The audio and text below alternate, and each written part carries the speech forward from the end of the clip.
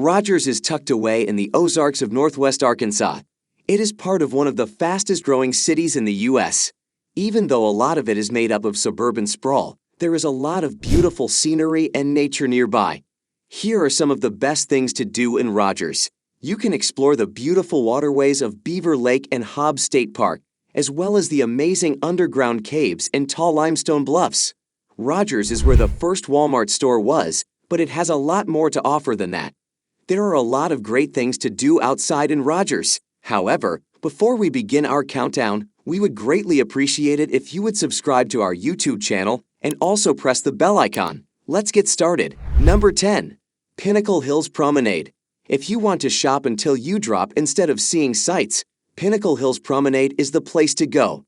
The sleek and stylish mall is on US Route 40 between Bentonville and Lowell. It has a lot of high-end shops and restaurants for you to try. The beautiful outdoor mall, which is spread out over a huge area, opened in 2006.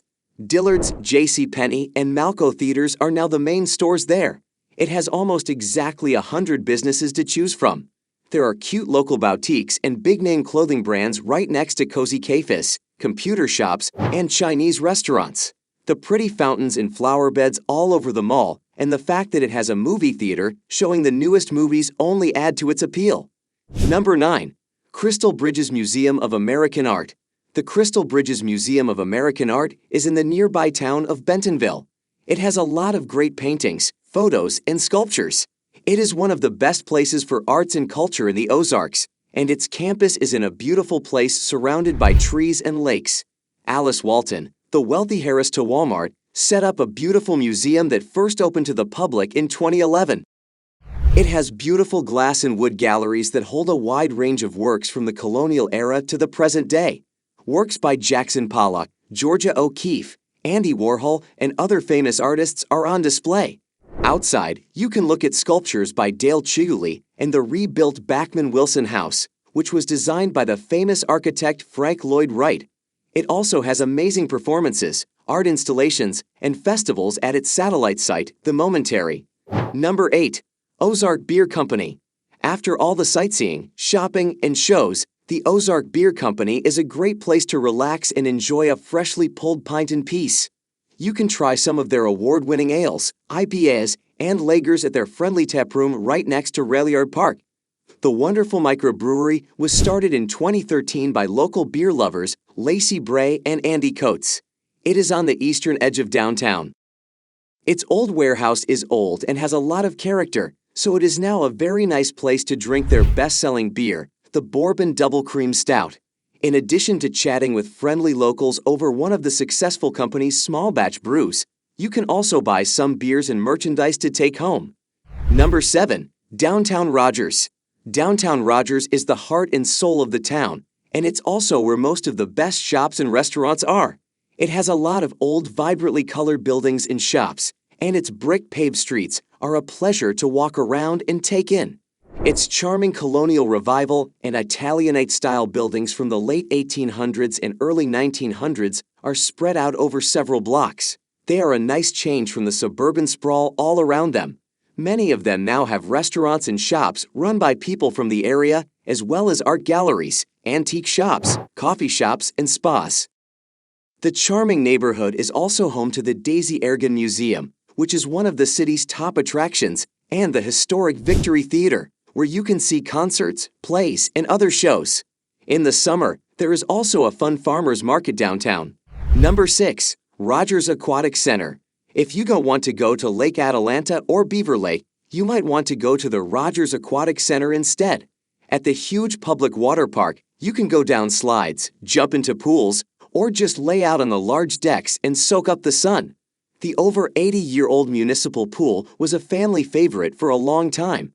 In 2013, it was turned into a regional attraction and outdoor recreation center. In addition to the lazy river and splash pads, there are now exciting 40-foot speed slides and a jet-powered vortex pool to try out. In addition to the many pools and water features, you can use the basketball courts, volleyball nets, and rock climbing wall. Number 5. Lake Atalanta. One of the most popular places to go for fun outdoor activities in the area is just east of downtown. The beautiful Lake Atalanta is surrounded by woods and green areas. There are many peaceful picnic areas, playgrounds, and fishing piers for people to enjoy. The large man-made lake was made in 1936 when Prairie Creek was dammed. Its beautiful shores are perfect for people who want to spend time in nature.